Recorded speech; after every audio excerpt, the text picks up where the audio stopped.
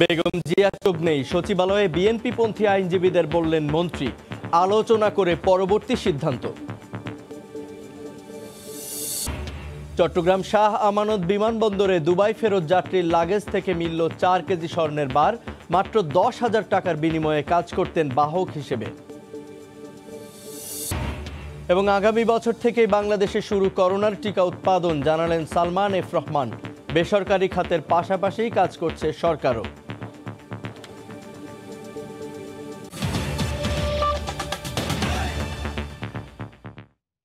সময় সংবাদের সঙ্গে আছি আমি জুবায়ের ফয়সাল। বেগম খালেদা জিয়ার বিদেশে চিকিৎসার বিষয়ে আইন অনুযায়ী সিদ্ধান্ত নেওয়া হবে বলে জানিয়েছেন আইনমন্ত্রী। দুপুরে বেগম জিয়াকে দেশের বাইরে নেয়ার বিষয়ে আইন মন্ত্রণালয়ে বিএনপিপন্থী আইনজীবীরা স্মারকলিপি দিতে গেলে একথা বলেন তিনি। তাদের স্মারকলিপির জবাবে তাৎক্ষণিকভাবে কিছু না বললেও এ বিষয়ে পরবর্তীতে সিদ্ধান্ত দেওয়ার কথা জানান আইনমন্ত্রী। দুপুরের কিছু আগে সচিবালয়ে বিএনপি চেয়ারপারসনকে বিদেশে নেয়ার বিষয়ে স্মারকলিপি দিতে যান দলটির সিনিয়র 15 আইনজীবী। তাদের দাবি, দণ্ডবিধির 401 ধারা অনুযায়ী বেগম জিয়াকে বিদেশে চিকিৎসার সুযোগ দিতে পারে সরকার। পরে আইনমন্ত্রীর সঙ্গে মতবিনিময় করেন আইনজীবীরা। এ সময় মন্ত্রী জানান, সরকার মানবিকতা দেখাতে চায়, তবে তা অবশ্যই আইনের মধ্যে থেকেই করতে হবে।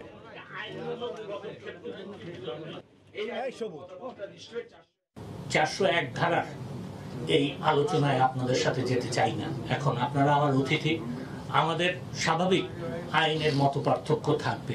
আমারও আপনাদের সাথে আইনে মত পার্থক্য আছে। আপনারা যেই 401 ধারার উপধারা 1-এর কথা বলেছেন, উল্লেখ করেছেন একজন, যে সেখানে কোথাও বলা নাই যে বিদেশ যাওয়া যাবে না। সেখানে কিন্তু একটা কথা বলা আছে, বিদেশের কথা বলা নাই। সেখানে যেটা বলা আছে যে শর্তযুক্ত অথবা শর্তমুক্ত। যখন বেগম খালেদা জিয়াকে মুক্ত করা হয় তখন কিন্তু ওনার পরিবারের যে আবেদন, সেটাকে মানবিক দিক থেকেই কিন্তু মাননীয় প্রধানমন্ত্রী শেখ হাসিনা দেখেছিলেন, এবং দেখার পরে তখন কোনো দাবি কিন্তু তুলতে হয় নাই, উনি নিজেই ওনাকে মুক্ত করেছিলেন। তো সেই ক্ষেত্রে আমি বলবো যে মানবিকতার কমতি আমাদের নাই। আমরা মানবিকতা দেখাতে জানি, এবং মাননীয় প্রধানমন্ত্রী শেখ হাসিনা তো নিশ্চয়ই মানবিকতা দেখাতে জানেন। তো আমি আপনাদের এটা নিলাম, আমি আলাপ আলোচনা করলাম। আমি যেটা মনে করি যে আজকেই এখন প্রিমেচিওর আমার আপনাদের সাথে যদি কিছু বলে দেই সেটা সঠিক হবে না। আমাকে একটু সময় দেন, আমি এটা নিয়ে আলাপ আলোচনা করব। সরকার যেই কোনো পদক্ষেপ নেক না কেন, এটা আইনানুগ পদক্ষেপ।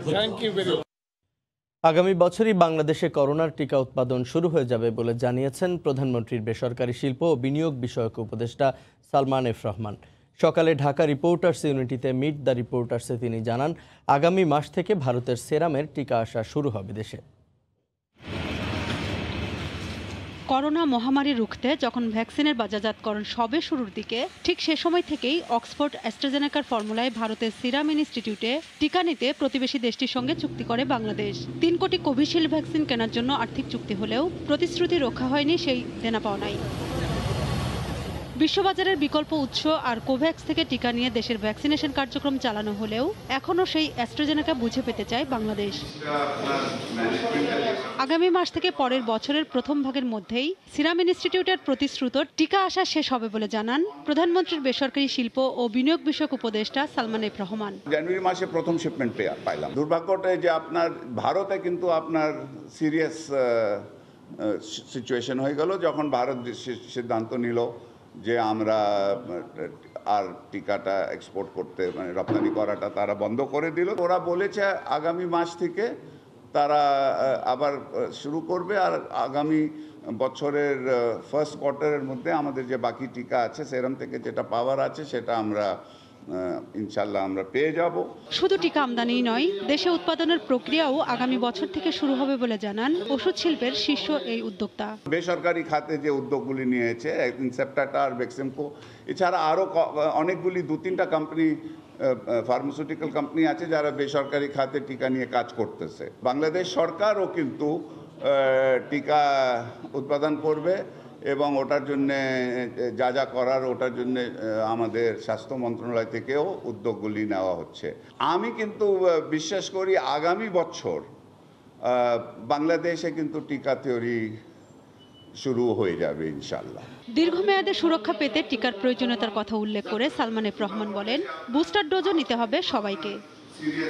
রোজিনা রুজি, সময় সংবাদ, ঢাকা। 15,870 কোটি টাকা ব্যয় বাড়িয়ে মাতার বাড়ি পাওয়ার প্লান্ট নির্মাণ প্রকল্পের প্রথম সংশোধনীর অনুমোদন দিয়েছে একনেক। এতে প্রকল্পটির ব্যয় দাঁড়ালো 51,854 কোটি টাকা। সকালে রাজধানীর শেরেবাংলা নগরের এনইসি সম্মেলন কক্ষে অনুষ্ঠিত একনেক সভায় প্রধানমন্ত্রী শেখ হাসিনা ভার্চুয়ালি যুক্ত হয়ে সভাপতিত্ব করেন। এ সময় 10টি উন্নয়ন প্রকল্প অনুমোদন দেওয়া হয়। এতে ব্যয় হবে 29,344 কোটি টাকা। এছাড়াও বৈঠকে 3,490 কোটি টাকা ব্যয়ে হাওর এলাকায় উড়াল সড়ক ও ভৌত অবকাঠামো উন্নয়ন প্রকল্পের অনুমোদন দেওয়া হয়। বৈঠক শেষে পরিকল্পনা মন্ত্রী জানান, বাংলাদেশের জিডিপির আকার দাঁড়িয়েছে 411 বিলিয়ন মার্কিন ডলারে।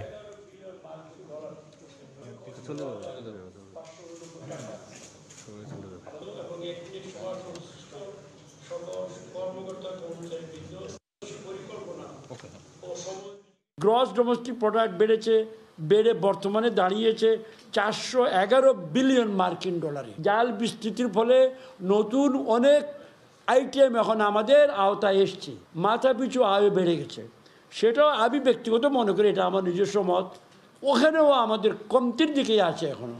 তবুও যেটা আমাদের হিসাব সেটা হচ্ছে 2,554 মার্কিন ডলার। চট্টগ্রাম শাহ আমানত বিমানবন্দরে দুবাই ফেরত যাত্রীর লাগেজ থেকে মিলল 4 কেজি স্বর্ণের বার।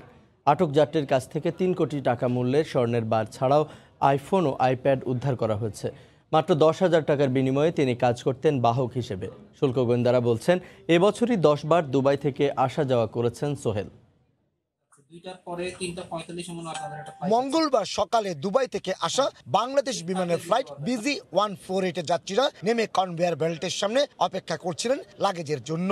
এই সময় সোহেল নামে এক যাত্রীর গতিবিধি সন্দেহ হলে NSA কর্মকর্তারা তাকে আটক করে জিজ্ঞাসাবাদ করে। পরবর্তীতে তার লাগেজ তল্লাশি চালিয়ে 26 পিস স্বর্ণের বার, 6টি বড় সাইজের স্বর্ণের পাত, 3টি স্বর্ণের টুকরো জব্দ করা হয়। এছাড়া পাওয়া যায় 4টি আইফোনও। এটার আনুমানিক বাজার মূল্য হলো গিয়ে 2,80 লক্ষ টাকা।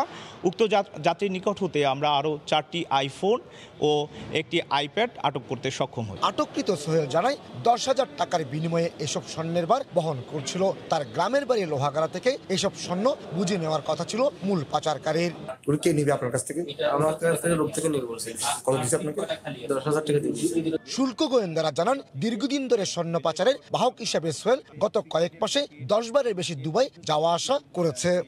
বছরে বেশ কয়েকবার করে যাতায়াত করে তার পাসপোর্ট চেক করার পরে আমাদের সন্দেহ, এবং সে যখন গতিবিধি এদিক ওদিক করতে থাকে তখন দেখা যায় যে কী ব্যাপার, সে ঘামতেছে কেন। এই সন্দেহ হওয়াতে তার লাগেজ সহ নিয়ে আসে। এই ঘটনায় সোহেলকে আসামি করে চোরাচালান প্রতিরোধ আইনে পতেঙ্গা থানায় মামলা করেছে শুল্ক গোয়েন্দা কর্তৃপক্ষ। কমল দে, সময় সংবাদ, চট্টগ্রাম।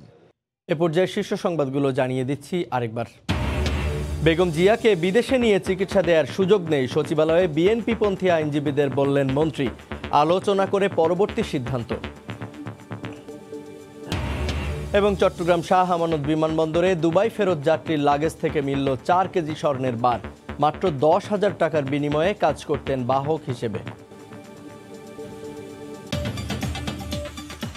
এই ছিল এখনকার মতো। থাকুন সময়।